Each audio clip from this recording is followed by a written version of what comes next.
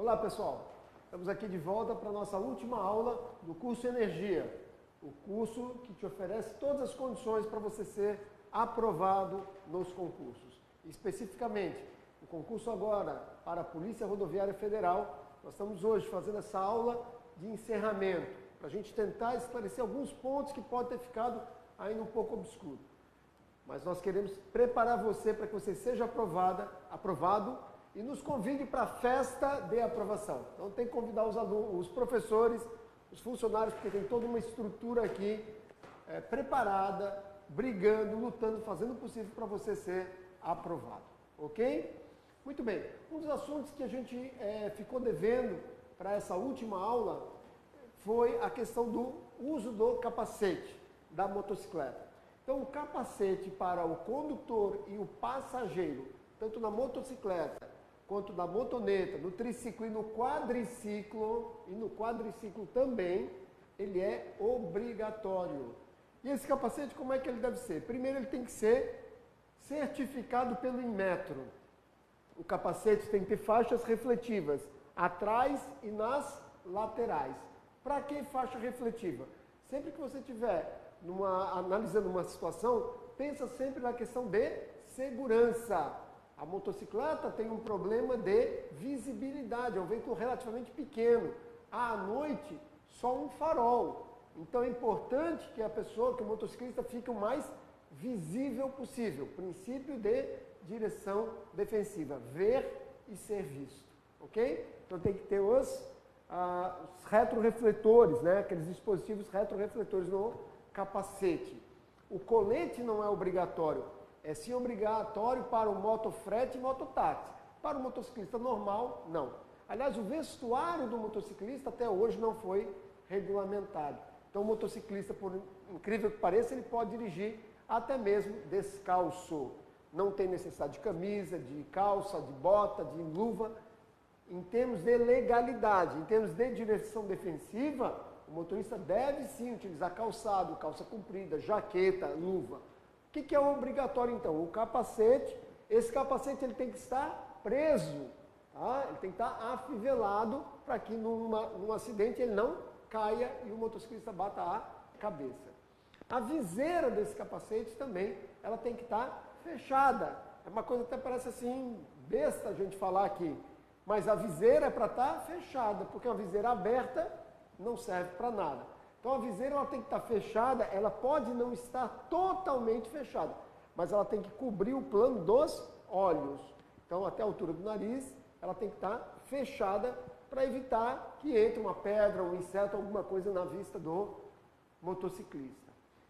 Um detalhe, se essa viseira não estiver fechada, se ela estiver totalmente aberta, expondo os olhos, a infração para essa conduta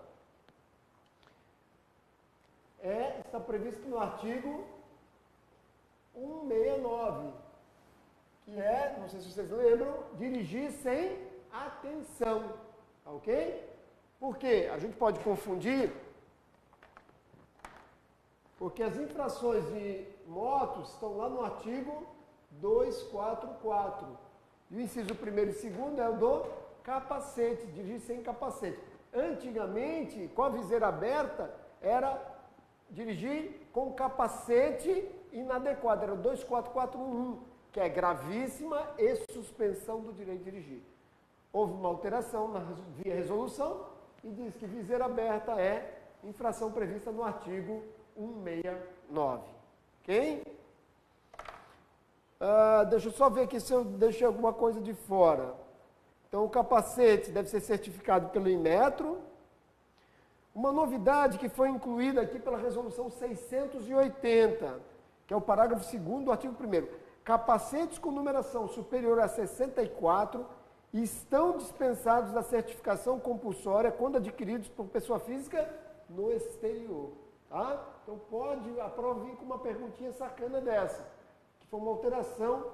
Regra geral, o capacete tem que ser certificado pelo Inmetro. Só que capacete com numeração superior a 64 está dispensado dessa certificação se ele foi adquirido por pessoa física no exterior. Tá certo? Só ver se tem mais alguma coisa aqui. Ah, importante. Bom, fora a viseira, o que eu posso utilizar? Eu posso também, para substituir a viseira, eu posso utilizar o óculos de proteção, aquele óculos grande que fica por fora do capacete. Tá, Graziano, me diz uma coisa, e o óculos de grau, pode? Pode, mas ou tem que ter a viseira ou o óculos de proteção na frente. Só o óculos de grau não substitui a viseira e o óculos de proteção. E o óculos escuro? Eu tenho um óculos escuro, bem fechadinho, bacana, tal. Fico bem gatinho. Ok, fica bonito, bonita, não tem problema. Mas não substitui a viseira nem o óculos de proteção. E nem o EPI, esses óculos de proteção, de equipamento de proteção individual. Também pode ser utilizado, mas ele, além dele, tem que ter o óculos de proteção ou a viseira. 10? Outra coisa, capacete de EPI, capacete de ciclista, aquele diferente de ciclista. O coquinho, aquele capacete que parece um coquinho aqui, não são válidos, não podem ser utilizados. Ali é a mesma coisa que está sem capacete, ok?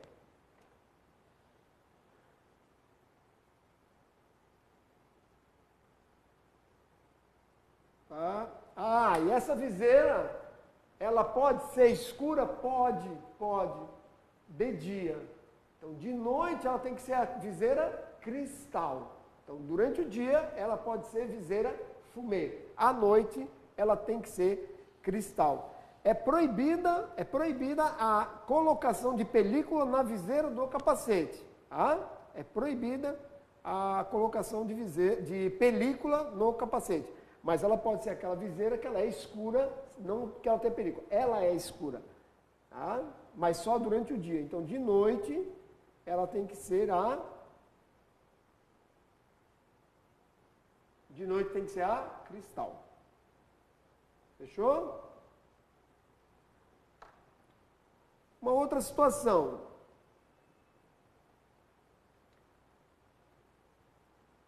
Pode ser feito a fiscalização de trânsito por vídeo monitoramento. Isso aqui é a resolução 471, que cai na prova também. Então, o artigo diz assim, ó, da resolução, ó.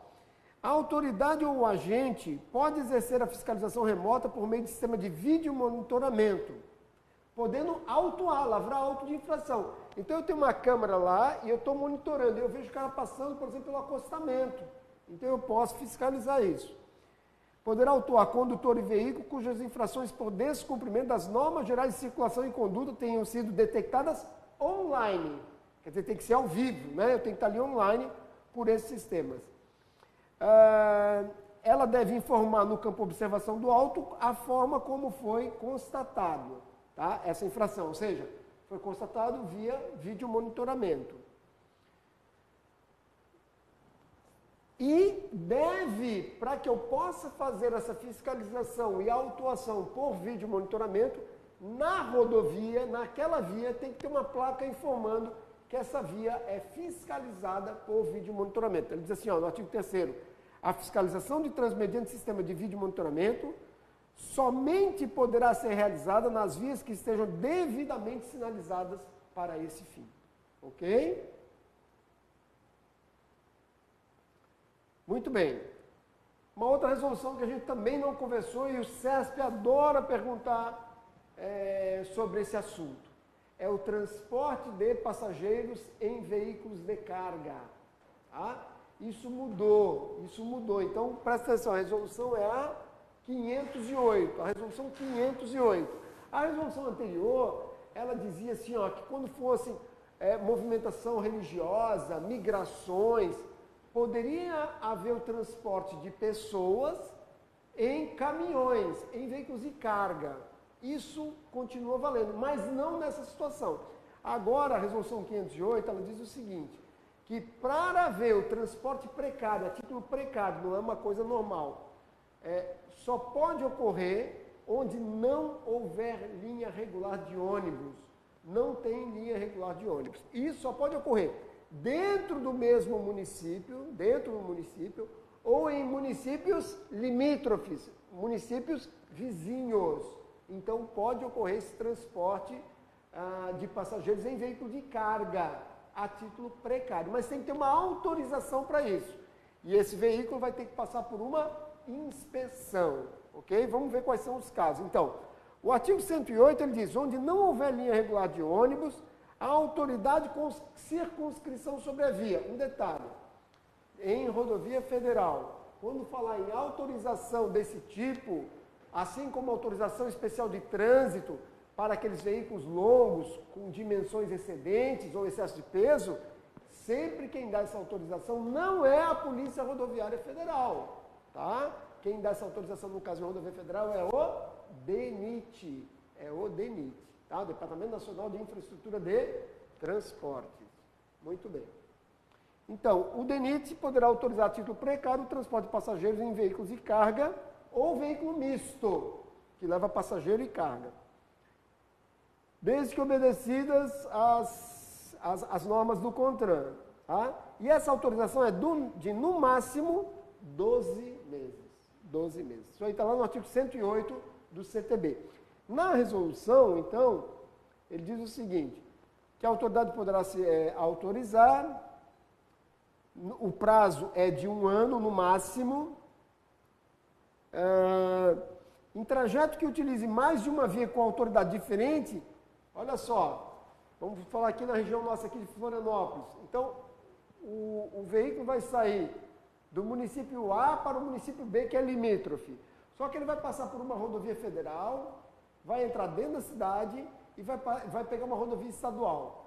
Então, eu tenho 3 autoridades de trânsito diferentes. A autoridade de trânsito com circunscrição sobre a rodovia federal, sobre a via urbana e sobre a rodovia estadual. Ele vai ter que ter autorização das 3 instituições, das 3 autoridades. Autoridade do DENIT, do órgão executivo municipal e do órgão rodoviário do Estado. Tá certo? Então, são 3. Eu vi numa prova eles dizerem que a autorização que é dada para a autoridade com circuncisão na rodovia federal tem validade nas outras vias. Negativo. Tá? Negativo. O artigo 2º fala que tem que ser dentro do mesmo município ou municípios limítrofes quando não houver linha de ônibus. Agora, não é pegar esse pessoal e jogar lá dentro de um caminhão, de um veículo de carga. Então, o que ele diz? Os requisitos, eles gostam de perguntar isso. Esses veículos, eles devem ser adaptados com bancos na quantidade suficiente para os passageiros, revestidos de espuma, com encosto e cinto de segurança para cada um. Tá? E esse cinto tem que ser fixado na estrutura da carroceria do veículo. A carroceria tem que ter cobertura, barra de apoio para as mãos, para a pessoa não ficar sendo jogada, poder se segurar, proteção lateral rígida, com 2,10 metros de altura livre, material de boa qualidade, resistência estrutural, que evite esmagamento e a projeção em caso de acidente. Tem que ter escada com corrimão para subir no caminhão. Cabine e carroceria. A cabine e a carroceria tem que ter ventilação e deve ser garantida a comunicação, tem que ter uma forma de comunicação entre o motorista e a turma que está lá atrás. Por quê? Porque pode ter um problema para o pessoal que está lá na caçamba, lá na parte de carga, e ele não consegue se comunicar com o motorista. Então tem que ter essa comunicação. Compartimento resistente e fixo para guarda de ferramentas e materiais, separado de passageiros no caso de transporte de trabalhadores. Antigamente o pessoal jogava os trabalhadores lá para levar, normalmente isso é muito utilizado para obra, né? Obra. E aí jogava lá foice, enxada, facão, machado, as ferramentas juntos. Num acidente, esse material acabava machucando os trabalhadores. Então tem que ser compartimento separado. Tá? Ferramenta não pode ir no compartimento em que estão os passageiros. E ele fala sinalização luminosa na forma do inciso 8º do artigo 29, na resolução 268. Ok? Agora, então, esses veículos, eles só podem andar depois de ser emitido um certificado de segurança veicular. Aí ele vai falar aqui os requisitos e tal. Vários requisitos. Ele fala que número máximo de pessoas será calculado à base de 35 decímetros quadrados de espaço útil. Aí tem umas coisas lá que vai falar alguns requisitos.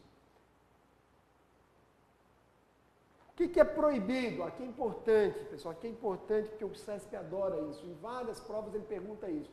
Ah, é proibido, isso aqui é permitido, isso aqui é proibido.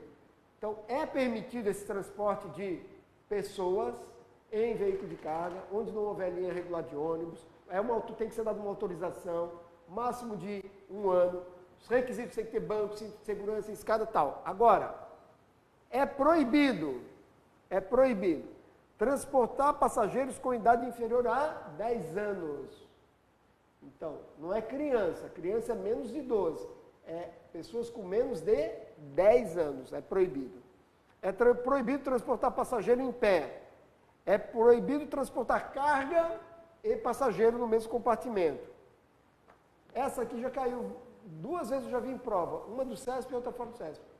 Não pode ser utilizado caminhão do tipo basculante e boiadeiro. Tá? Boiadeiro, veículo que é boiadeira para levar boi. Esse veículo não pode ser utilizado para esse transporte, ainda que seja a título precário, não pode. E nem basculante, que é aquele de areia, que você levanta, bascula. Porque imagina, se está um problema, você bascula e joga as pessoas para fora. Então, basculante e boiadeiro é proibido. É proibido utilizar combinação de veículos, quer dizer, não pode ser cavalo, trator e semi-reboque, ou caminhão com reboque, não pode. E é proibido transportar passageiros nas áreas externas. Ok? Depois tem mais algumas coisas que ele vai falar, mas são situações que a gente teria que dar uma lida ali, mas são detalhes. Eu já falei para vocês, essa prova, quando o CESP colocou 48 resoluções, tornou praticamente impossível da pessoa estudar e saber tudo. Não tem como. Então, se o CESP quiser fazer uma prova para arrebentar, ele vai fazer. E ninguém acerta. Tá? Então, não percam tempo, vocês estão aí na boca da prova. Então, não percam tempo querendo entender tudo e saber o detalhe do detalhe, porque não vai ter condições. Tá certo? Muito bem. Outra situação que eu quero conversar com vocês é a questão do tempo de direção de motorista profissional. Isso aqui se aplica ao motorista profissional de escolar, transporte de passageiros com mais de 10 lugares, ônibus e micro-ônibus, e de veículos de carga com PBT superior a 4.536 quilos. Esses motoristas eles não podem mais dirigir como quiser, porque esse tipo de veículo está sujeito a acidentes graves, não só para eles, como para outras pessoas. Então, o código, a lei e depois a resolução, ela vem para tentar regulamentar e limitar as jornadas excessivas de trabalho desses profissionais. Tá?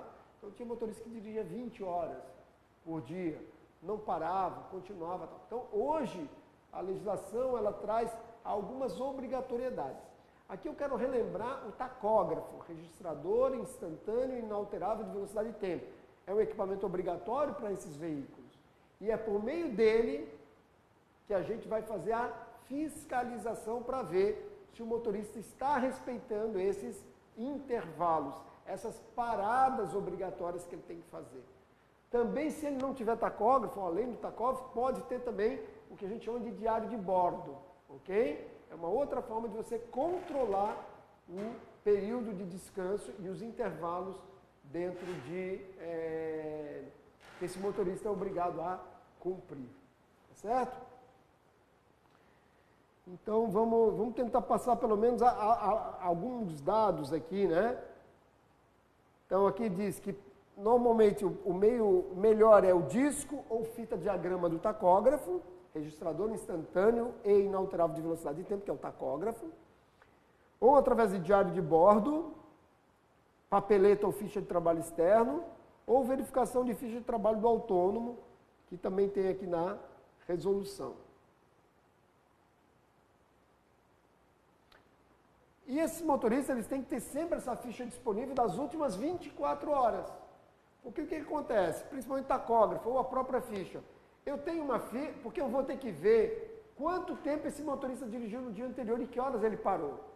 Porque a regra é assim, ó, ele tem que ter um descanso entre uma jornada e outra, o interjornada de 11 horas. Tá? Então, muitas vezes, para eu saber disso, eu tenho que ver o disco anterior, que horas ele parou ontem, para ver que horas que ele pode começar a dirigir hoje. Então, esse é um padrão que ele tem que ter sempre a informação das últimas 24 horas. Tá?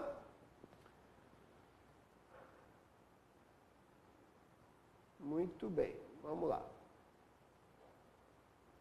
Então, a regra geral para o motorista é de que ele não pode dirigir por mais do que 5 horas e meia ininterruptas. Tá? Veículo de transporte rodoviário coletivo de passageiro ou transporte rodoviário de carga. 5 horas e meia ininterruptas. E serão observados 30 minutos para descanso dentro de cada 6 horas. Então, ele pode fracionar esses 30 minutos, tá? Mas a cada 5 horas e meia ele tem que parar 30, para fechar 6 horas. Tá? Então, a cada 5 horas e meia ele tem que parar 30. Agora, essas 30 ele pode fracionar. E serão observados 30 minutos de descanso para cada 4 horas para o veículo de transporte rodoviário de passageiros. Para o transporte rodoviário de passageiros. Aqui ele é obrigado a parar 30 minutos a cada 4 horas. Ok? No transporte de carga é 30 minutos a cada 6 horas. Transporte de carga, 30 minutos a cada 6 horas. Transporte de passageiro, rodoviário de passageiros, 30 minutos a cada 4 horas. Tá? Aí o inciso 4º do artigo 3º diz assim, ó, em situações excepcionais, o SESC gosta de fazer esse tipo de pergunta, nunca, sob hipótese nenhuma, salvo, e aqui é um caso, em situações excepcionais e inobservância justificada, o tempo de direção poderá ser elevado pelo período necessário para que o condutor, o veículo e a carga cheguem a um local que ofereça segurança. Então, se na prova disser que ele teve que extrapolar em 1 hora porque não havia nenhum lugar que oferecesse segurança, ok, está valendo. Tá? Desde que não haja comprometimento da segurança rodoviária. E aí, o que ele fala no inciso 5º do artigo 3º? O condutor é obrigado, dentro de 24 horas, a observar 11 de descanso. Então, ele tem que ter 11 de descanso. Agora, essas 11 não precisam ser corridas. Olha só. Elas podem ser fracionadas. Quer dizer, aquelas paradas que ele deu, considera. Mas, ele tem que ter pelo menos 8 horas ininterruptas de descanso. Ok? Então, entre uma jornada e outra de 24, ele tem que ter 11 horas. Sendo que 8 horas tem que ser corrida, que seria um tempo para ele realmente dormir e descansar. Tranquilo?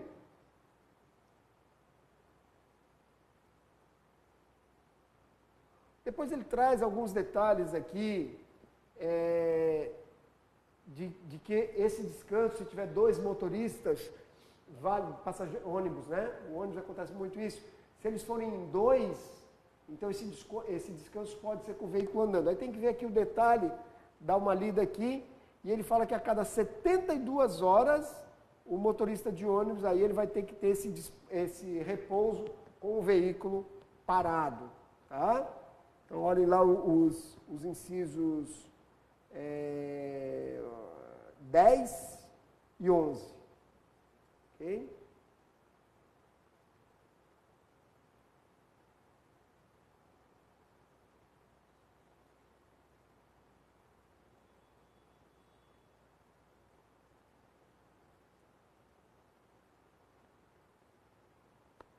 E quando a gente fala lá naquele fracionamento do período de descanso, dos 30 minutos, ele pode ser fracionado em períodos de, no mínimo, 5 minutos.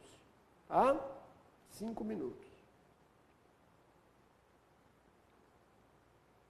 Amarração de cargas. Depois vocês dão uma olhada ali nos desenhos da resolução que fala de amarração de cargas.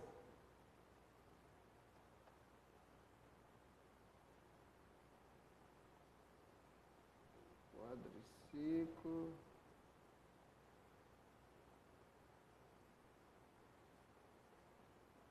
ver se tem mais alguma coisa aqui que eu deixei de falar que eu acho que é importante, que poderia cair na prova, tá? Tudo é importante, né? Mas não dá pra gente pegar tudo.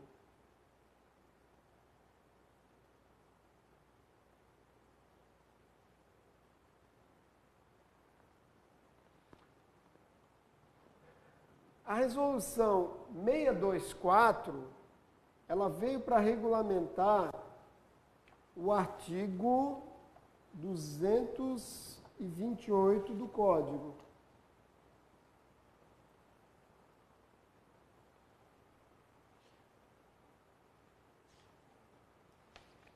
Que é o artigo 228 do Código. Usar no veículo equipamento com som em volume ou frequência que não sejam autorizados pelo CONTRAN. Infração grave e multa. Essa infração é muito difícil, porque a gente tinha que ter o decibelímetro para poder medir o som que esse veículo fazia do lado de fora. Isso era muito difícil. Então o cara passava com aquele som, né, bum, bum, bum, atrapalhando, incomodando todo mundo, e o agente de trânsito não tinha nada para fazer. Tá? E aí veio a resolução 624, ela diz assim, ó, fica proibida a utilização em veículos de qualquer espécie de equipamento que produza som audível pelo lado externo.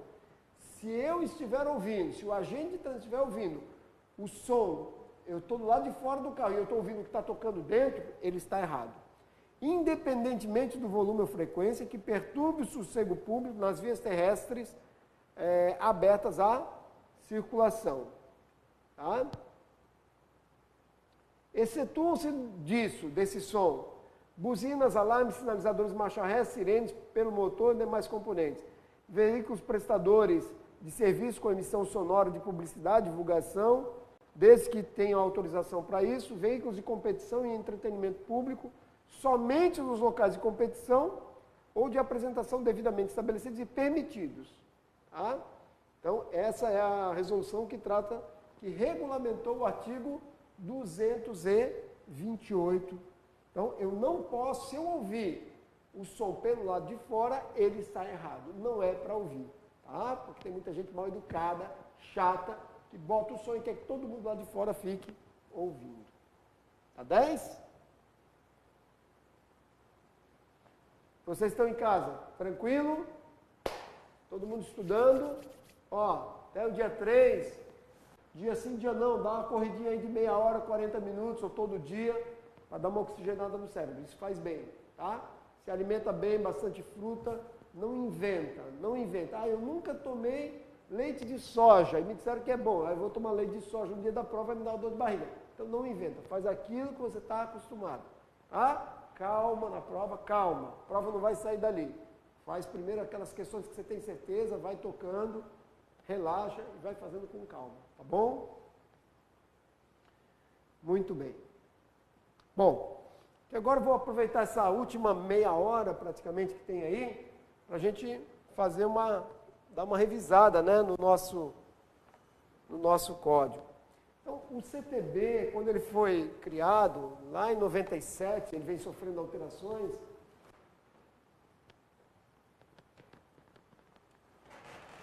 Ele é uma lei,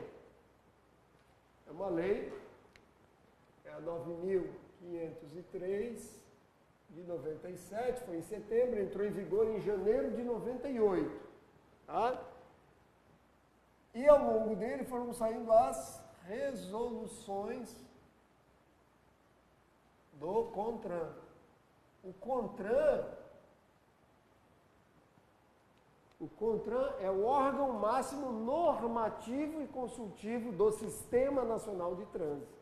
Tá certo? Mas o coordenador máximo do sistema, quem é? Eu vejo muita gente falar, o Denatran é o CONTRAN. Não. O coordenador máximo, lá no artigo 9, o artigo 9 do CTB, no artigo 9 do CTB, diz que a Presidência da República designará o órgão que será o coordenador máximo do sistema, a quem estará subordinado o Denatran e vinculado o CONTRAN. Isso aí é um decreto que cai na prova 4.700 e alguma coisa. Não tem aqui o número dele, mas é o que cai na prova. E esse ministério qual é? Já foi o Ministério da Justiça, não é mais. O coordenador máximo do artigo aqui é o Ministério das Cidades. Tá? Então, o coordenador máximo aqui do sistema é o Ministério das Cidades. Bom, o CTB, quando ele veio com uma proposta diferente, um número muito grande de acidentes, muitas vítimas. Número tanto que em 96 é um dos maiores números, talvez o maior número, pelo menos em Santa Catarina, que eu acompanho, de vítimas fatais, de óbitos em acidentes de trânsito.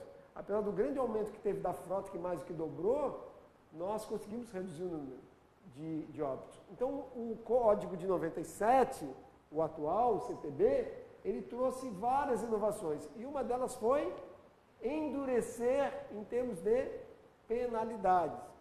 Esse CTB, ele teve implicações tanto na área, na esfera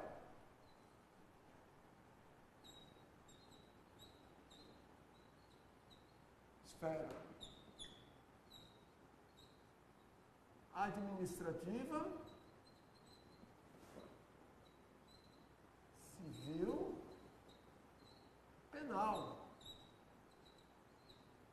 Como assim penal, Graziano? Pela primeira vez, um código de trânsito tipificou condutas como crime. Então, por exemplo, dirigir sem habilitação, você não é habilitado, você não possui habilitação. Isso é uma infração de trânsito, sempre foi. Só que agora, em determinadas condições, é um crime também. Então, você tem lá, por exemplo, o artigo 1621, que é uma infração administrativa, uma infração de trânsito de não ser habilitado, e você tem o crime do 309, que é você não ser habilitado, gerando perigo de dano, caracterizou o crime. Então, é um código que veio exatamente com esse intuito de aumentar a autuação, né? Ou melhor, aumentar a atuação dos agentes, né? Tanto na esfera administrativa, infração de trânsito, quanto na esfera penal. E isso tudo vai ter consequências na esfera civil. Porque se esse cara sem habilitação gera um acidente, causa prejuízo para alguém, vai possibilitar essa pessoa entrar com uma ação civil para ressarcimento de danos. Além disso, ele vai responder administrativamente e vai responder penalmente. Então, quando eu pego, por exemplo, um motorista embriagado e o nível de alcoolemia está muito alto, ele vai receber uma multa de trânsito dada por uma autoridade de trânsito e, paralelo a isso, ele atingiu aquele nível alto que caracteriza o crime do 306, ele vai responder também criminalmente. E aqui a gente tem que lembrar isso. Sempre que eu falo criminalmente, eu estou falando que quem vai aplicar é o juiz. Ele vai responder na esfera judicial. Então, ele responde tanto na esfera administrativa, a autoridade de trânsito, quanto na esfera criminal, para um juiz de direito. Ok? Então, essa é a linha do CTB.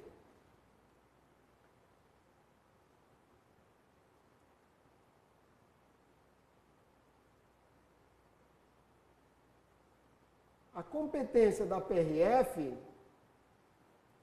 antes de falar da competência, os órgãos e entidades do Sistema Nacional de Trânsito, eles têm responsabilidade, guarda essa palavra, objetiva pelos danos sofridos pelas pessoas no trânsito, seja danos pessoais, seja danos em seus veículos. A responsabilidade é objetiva, não subjetiva, é objetiva, tá?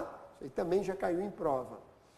E as ações do sistema, elas devem priorizar defesa da vida, ou seja, veja quantas vezes no código ele coloca lá, incentivo à prestação de socorro. Em caso de acidente, preservação da saúde e meio ambiente. Tá? Ações que visem segurança, fluidez do trânsito, conforto, defesa ambiental, educação para o trânsito e etc. Muito bem. Para a prova da PRF, vocês têm que ler o artigo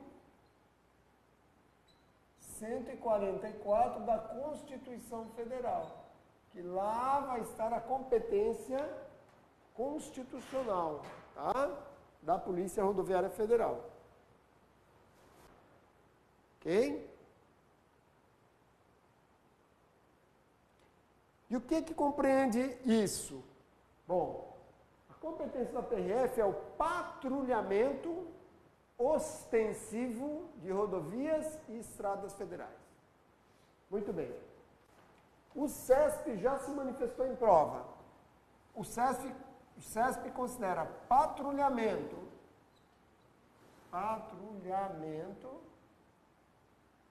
a mesma coisa que policiamento. Então, a PRF faz policiamento ostensivo nas rodovias e estradas federais.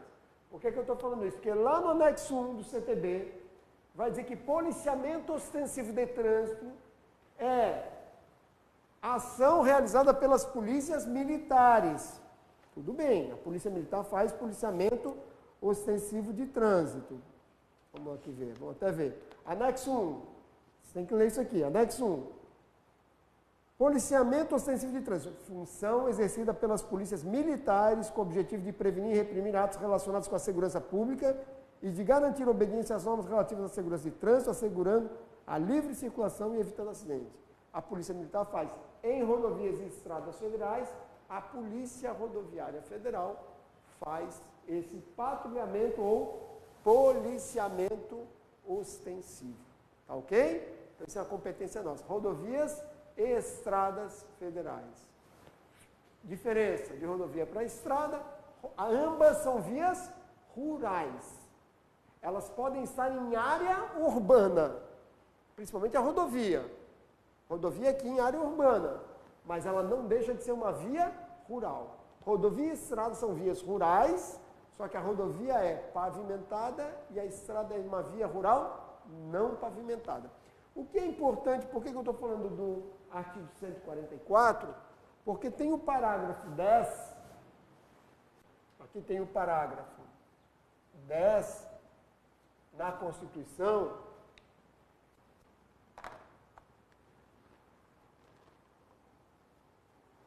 que diz o seguinte: a segurança viária exercida para a preservação da ordem pública e da incolumidade das pessoas e do seu patrimônio nas vias públicas compreende educação, engenharia e fiscalização de trânsito, além de outras atividades previstas em lei que assegurem ao cidadão direito à mobilidade urbana e eficiente. Tá? Então vejam bem, isso aqui, ó, o parágrafo 10 do artigo 144 é o tripé de um trânsito seguro. Tripé do trânsito seguro, que alguns chamam dos 3 Es, que aqui é em inglês, tá? Os 3 Es que são educação,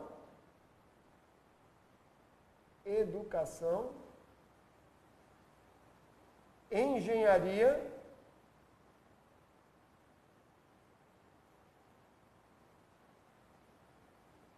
e esforço legal. Esforço legal é a mesma coisa que fiscalização.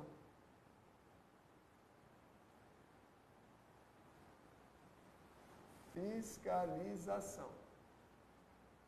Em inglês seria o enforcement. Então aqui seria education, engineer e enforcement, que seria esforço legal ou fiscalização.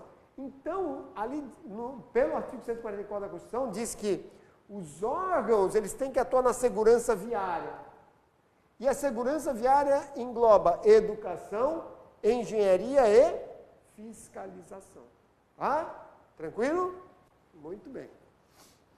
Bom, o Sistema Nacional de Trânsito, o coordenador máximo do sistema, o decreto é o 4711, né, que cai na prova. O coordenador máximo do sistema é o Ministério das Cidades. O coordenador do sistema, o coordenador máximo é o Ministério das Cidades. O CONTRAN é o coordenador do sistema e é o órgão máximo normativo e consultivo. Ok? O DENATRAN é o órgão máximo executivo de trânsito da União. É o DENATRAN. O presidente do DENATRAN vai presidir o CONTRAN, que é um conselho formado pelos representantes dos ministérios. Ok? De alguns ministérios. Quem mais faz parte do sistema? O CETRAN, que é o órgão, que é o Conselho Estadual de Trânsito, ou CONTRANDIF no Distrito Federal. O DENATRAN, que é o órgão executivo de trânsito da União. Os DETRANs, o que é o DETRAN? O DETRAN é o órgão executivo de trânsito do Estado. E quem é o órgão executivo de trânsito do município? É a CIRETRAN? Não, o CIRETRAN é o DETRAN no município. O órgão executivo de trânsito do município é o órgão executivo de trânsito do município. Cada município tem que ter o seu. Alguns não têm, não municipalizaram o trânsito. Florianópolis é o IPUF, tá? E assim por diante, cada um tem o seu. As guardas municipais não são o órgão de trânsito do município. Normalmente, o órgão de trânsito do município é um e a guarda municipal faz parte de outro órgão que é ligado à segurança. Mas, normalmente, há um convênio entre eles nomeiam os guardas como agentes de trânsito. Tá?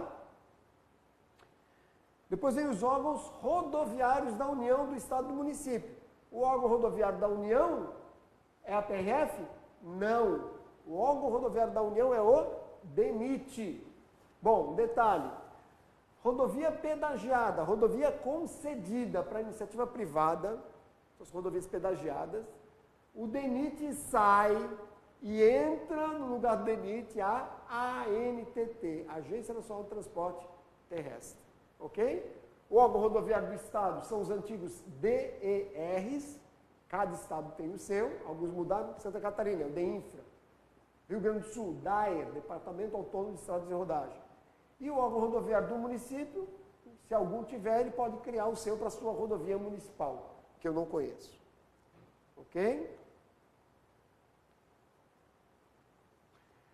A competência da Polícia Rodoviária Federal é para atuar em rodovias e estradas e ela tem competência plena.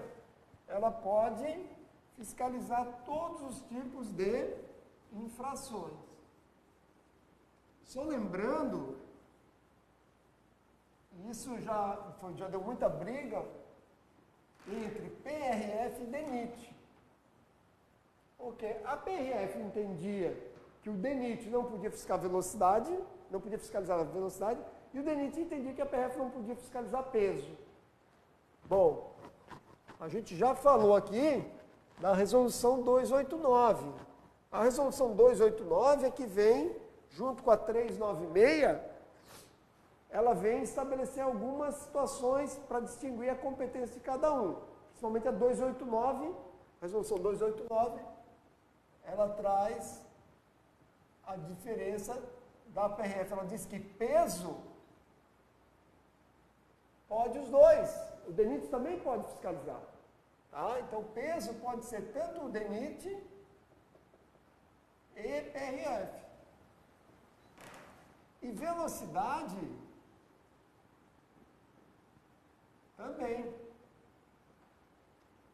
PRF e DENIT. Aqui tem uma diferença, tá? Na velocidade. Porque a PRF pode utilizar todo tipo de equipamento, exceto lombada eletrônica.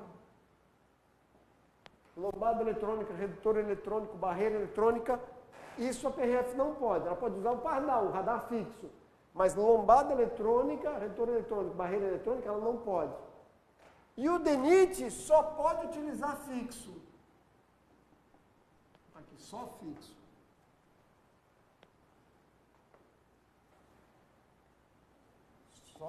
Só equipamento fixo de velocidade. Ou seja, O pardal, radar fixo, ou lombada eletrônica. O DENIT pode lombada eletrônica e radar fixo.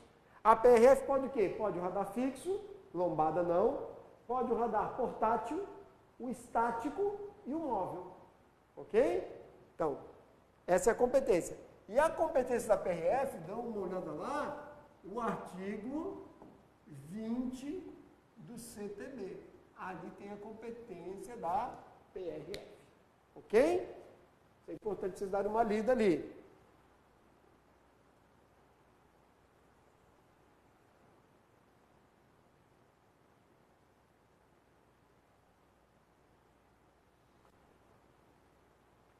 Aqui eu quero lembrar para vocês uma situação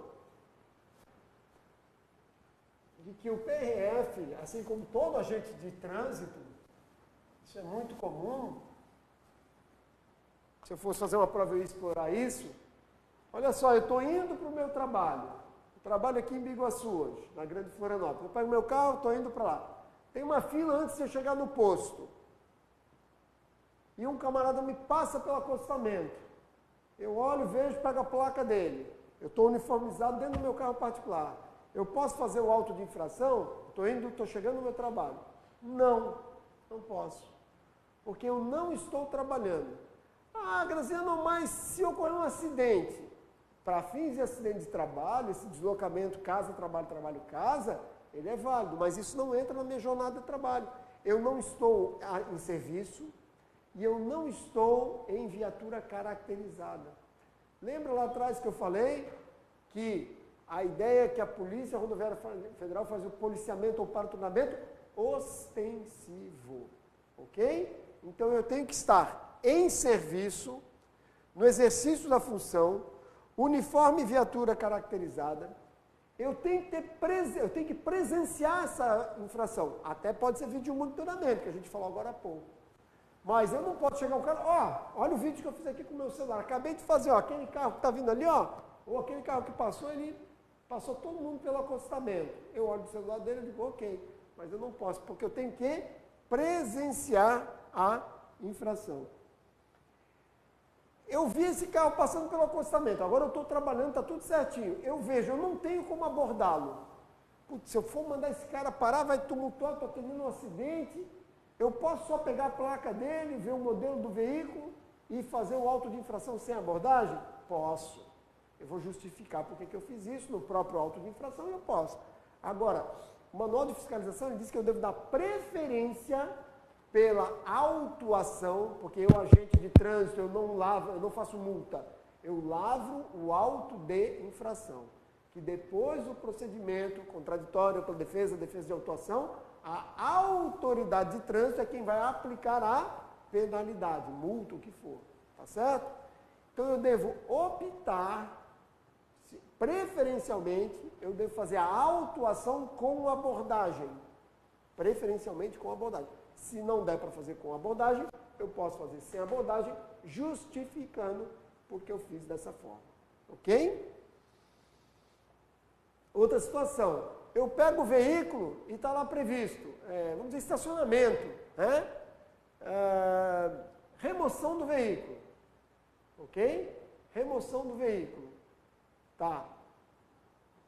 Aí eu faço o auto de infração e não tenho guincho para remover o veículo naquele local. Aí o cidadão entra com uma defesa e diz assim, olha, pela lei era lavrar o auto de infração e remover o veículo. O agente não removeu. Peço o cancelamento do auto de infração. Pode? Não, não pode. O fato da medida administrativa não ter sido realizada não invalida o auto de infração que foi lavrado. Tá? Tranquilo?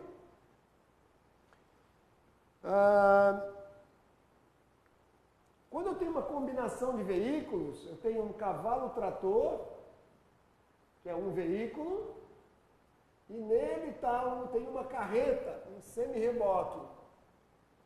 Ok? Um semi-reboque. Esse aqui é um veículo com uma placa, e esse aqui é um outro veículo.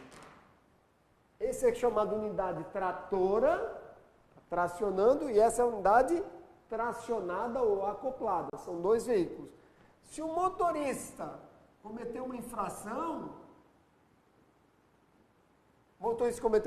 aqui, eu preferencialmente, eu vou autuar a unidade, a placa que eu vou botar é da unidade tratora.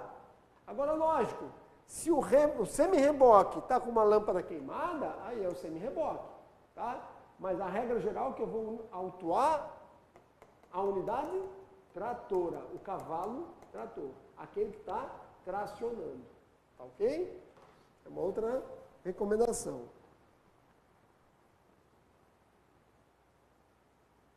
E uma outra situação, também que é interessante, é, por exemplo, eu paro um automóvel e ele está com a luz de posição, ele está na rodovia federal, vocês sabem, lembram da questão de luzes, que hoje é obrigado o automóvel, o veículo, todos os veículos, transitarem com o farol na luz baixa durante o dia em rodovia. Tem uma infração para isso. E vamos dizer, está vindo um automóvel, caminhão, o que for, ele está só com a luz de posição. A luz de posição é obrigatória durante o dia, em caso de chuva forte, neblina ou cerração. Pelo menos a luz de posição. Em rodovia, independente de qualquer coisa, é o farol na luz baixa. Eu paro um automóvel que está vindo, dia, sol, bacana, meio-dia, e ele está com a luz de posição, o farolete ligado. Está errado? Ele tinha que estar com o farol luz baixa, ele está só com a lanterna, farolete, luz de posição.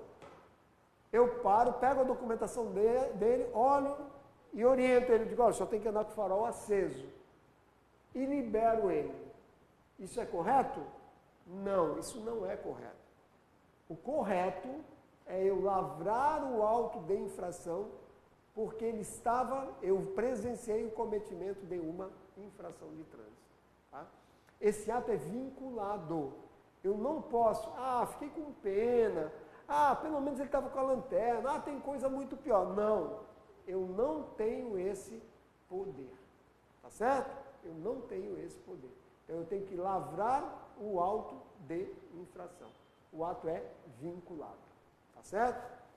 Uma coisa é o que se faz na prática e outra coisa é o que é legal. Lá na prática eu olho o cara e digo, porra, o cara se equivocou e tal, mas não quer dizer que esteja certo.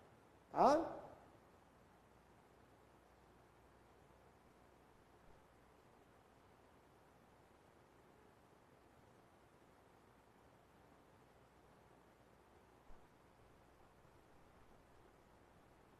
Quero ainda falar mais uma coisinha para vocês. Tem alguns casos em que cabe a retenção do veículo. Tá? Cabe a retenção. Estou falando isso aqui porque eu me lembrei que caiu mais uma prova que eu vi do CESP falando disso.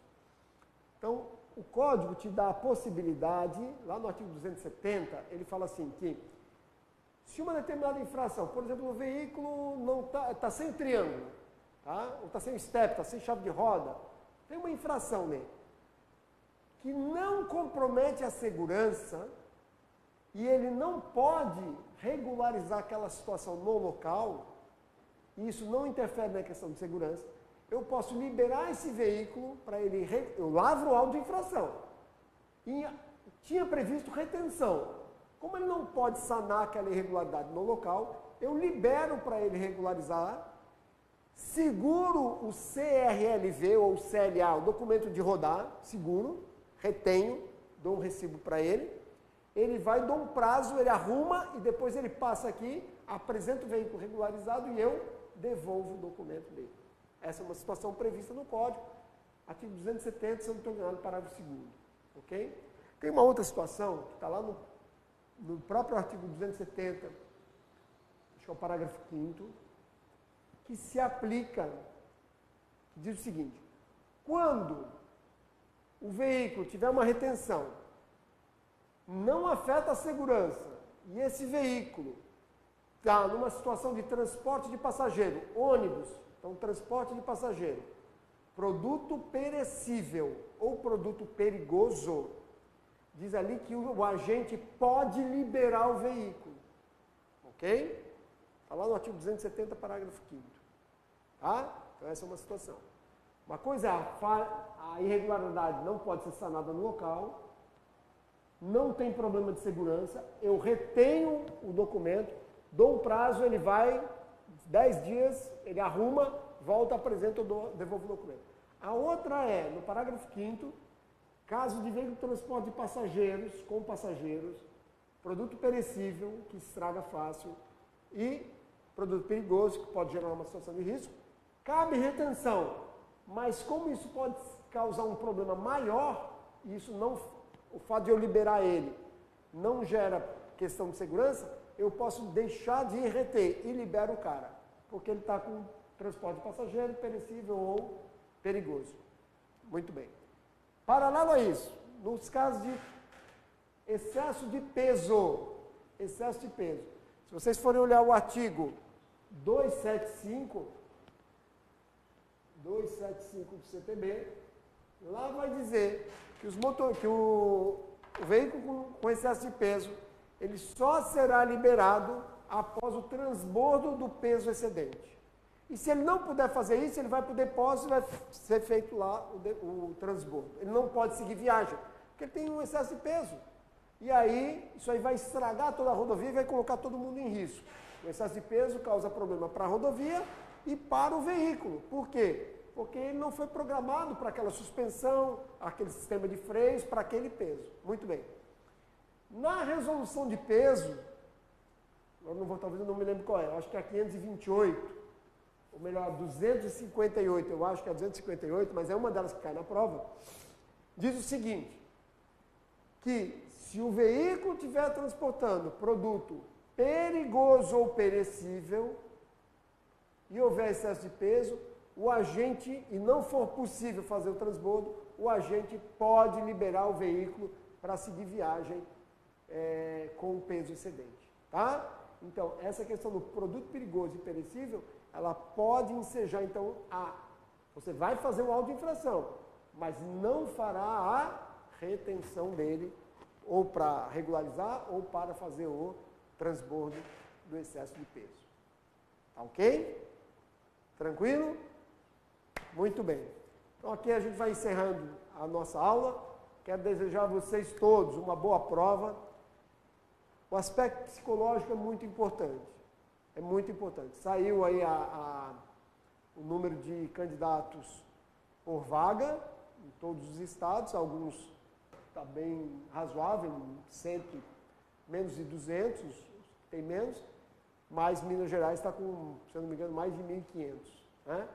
Então, não interessa o número de candidatos que deu. Não pensa nisso agora. Vá lá, a tua função é estudar até a véspera da prova.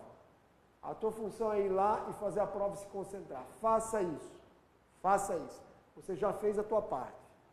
Você não está menos preparado do que ninguém. Você está bem preparado. A maioria desse pessoal não estudou. O pessoal ficou na praia, o pessoal fez a festa de final de ano e você se preparou. Então você tem tudo para passar. Só controla o teu aspecto psicológico, mantenha a calma, não apavore, esquece números, faça a tua parte. Curso Energia te deu todo o material, você está nessa luta, você vai ser aprovado. E vai me convidar, e convidar o nosso cinegrafista e a nossa equipe aqui para a gente ir na tua festa. Se for em Florianópolis, você não me convidar, tudo bem. Na academia eu te pego e aí eu vou tirar o teu couro. Tá bom? Um grande abraço, fiquem com Deus e sucesso.